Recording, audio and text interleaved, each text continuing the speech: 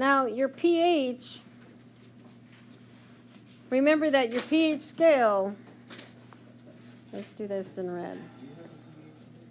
Your 7 is neutral. 14 is a what? Mm-hmm. And a 1 or 0 is an acid. Okay? So now remember that your pH plus your pOH equals 14. So you're going to have your pH here on your assignment. Let's make one up. Like, let's say 6, pH of 6. No, you know what? Let's do this right here. pH of 6. Okay, so now, when you have your pH, your hydrogen ion, the way you write that out, it's just 1 times 10 to the negative 6. That's it. It's just opposite your sign. You see how this is opposite of your pH? That's it. Get off the phone, Brendan. Now, and unplug. Okay, so now remember that pH plus pOH equals 14. So if my pH is 6, what's my pOH? 36. Okay, it has to add up to 14. So 6 plus what is going to give you 14? 8. 8, 9, 10, 11, 12, 13, 14. Okay? All right, and that's it. So now, same thing like this for the pOH as well. So what's going to be my pOH? What's going to be my pOH? Yep, 1 times 10 to a negative 8. Very good. Now, how can I tell whether it's an acid, a base, or neutral? You're going to look at the pH. So if I have a pH of 6, what is it? It's an acid. That's it. That's how you're going to do that. That's all. That's all there is to it. Okay?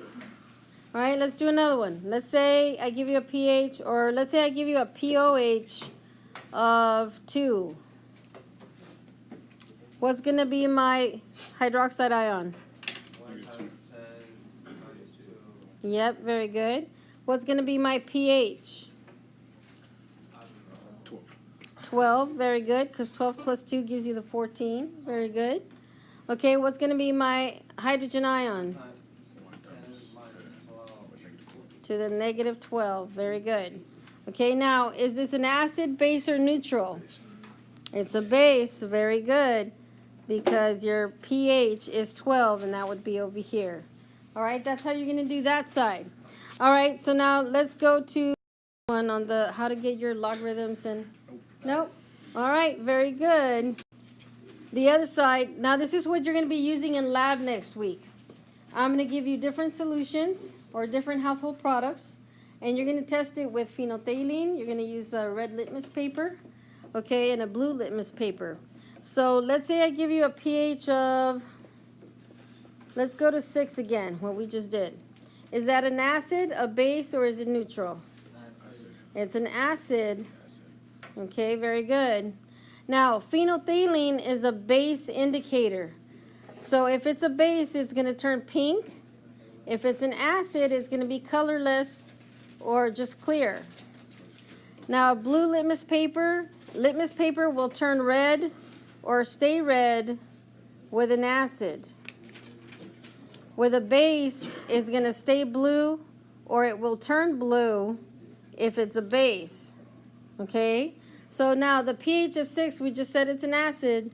So for phenolphthalein, what is that going to be? Clear or colorless. It's going to be colorless, very good, or clear, because it's an acid, right? Okay, so now with litmus paper, it's going to turn what? Red, because it's an acid, very good. So blue litmus paper will turn red, and the red litmus paper will stay red. Okay, we see that? Do we need another example? No. We sure? Huh? One more. Okay, one more? Okay, let's do something like,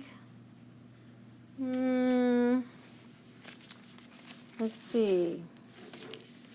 let's do something like, let's do a pH of 10. Oh, you can't see that. Okay, let's do 10. Is it an acid, base, or neutral? It's a base. Very good.